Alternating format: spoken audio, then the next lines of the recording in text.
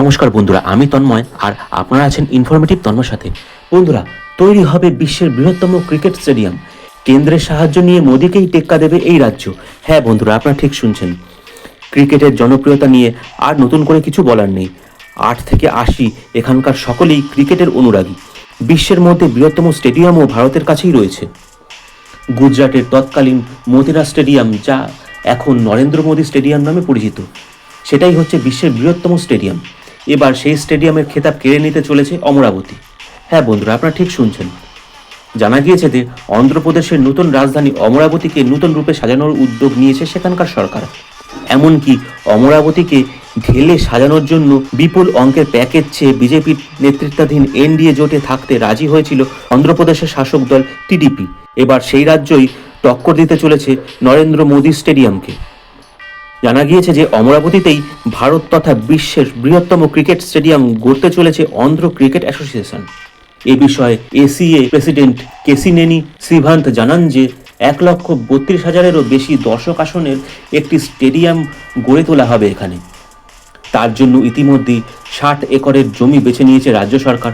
পাশাপাশি আরও জানা গেছে যে অমরাবতীতে প্রায় 200 একর জায়গা জুড়ে স্পোর্টস সিটি গড়ে তোলা হবে, এমনই পরিকল্পনা করেছে টিডিপি সরকার। শ্রীভান্তের কথায় জানা গিয়েছে যে স্টেডিয়াম নির্মাণের জন্য আর্থিক সহযোগিতা করবে বিসিসিআই, সাথে রাজ্যবাসীও অনুদান দেবেন এক্ষেত্রে। অমরাবতীতে স্টেডিয়াম তৈরির জন্য প্রায় 800 কোটি টাকা খরচ করা হবে, অর্থাৎ বোঝাই যাচ্ছে যে বিপুল অঙ্কের টাকা খরচ করা হবে এক্ষেত্রে। শুধু তাই নয়, বিশাখাপত্তনম স্টেডিয়ামকেও নতুন করে সাজিয়ে তোলার পরিকল্পনা চলছে।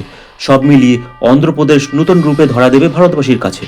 প্রসঙ্গত, অন্ধ্রপ্রদেশের রাজধানী হিসাবে অমরাবতীকে সাজিয়ে তোলার পরিকল্পনা অনেকদিন ধরেই করেছিলেন চন্দ্রবাবু নাইডু। এবার সেই পরিকল্পনা বাস্তবে রূপ পেতে চলেছে। বিশিষ্ট সূত্র মারফত জানা গিয়েছে যে লোকসভা নির্বাচনের পর এনডিএ সরকারে যোগ দেওয়ার জন্য বিশেষ কিছু শর্ত রেখেছিলেন চন্দ্রবাবু, যার মধ্যে অন্যতম হচ্ছে অমরাবতীকে রাজধানী বানাতে কেন্দ্রীয় সরকারের আর্থিক সহায়তা। আর এই শর্ত নাকি মেনেও নিয়েছিলেন মোদী সরকার।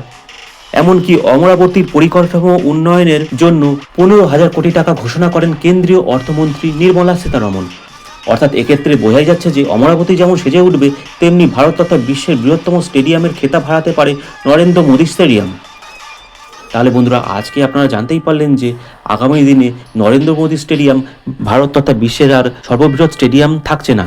সেক্ষেত্রে অমরাবতী স্টেডিয়াম হয়ে যাচ্ছে পৃথিবীর বৃহত্তম ক্রিকেট স্টেডিয়াম। বন্ধুরা, আজকের ভিডিওটা আপনাদের কেমন লাগলো কমেন্ট করে অবশ্যই জানাবেন। ভিডিওটা ভালো লাগলে একটা লাইক দিয়ে দেবেন। চ্যানেলে নতুন হলে চ্যানেলটা সাবস্ক্রাইব করে নিয়ে বেল আইকনটাকে অন করে দেবেন। তাহলেই আমার পরবর্তী সমস্ত ভিডিওর আপডেটের নোটিফিকেশন চট করে আপনাদের মোবাইল স্ক্রিনে পৌঁছে যাবে। আজকের মতো তাহলে এই ভিডিওটা এখানেই শেষ করছি। পরবর্তী দিনে আরও অসংখ্য এই ধরনের ভিডিও নিয়ে আপনাদের সামনে চলে আসবো। ভালো থাকবেন, সুস্থ থাকবেন। জয় হিন্দ, জয় ভারত।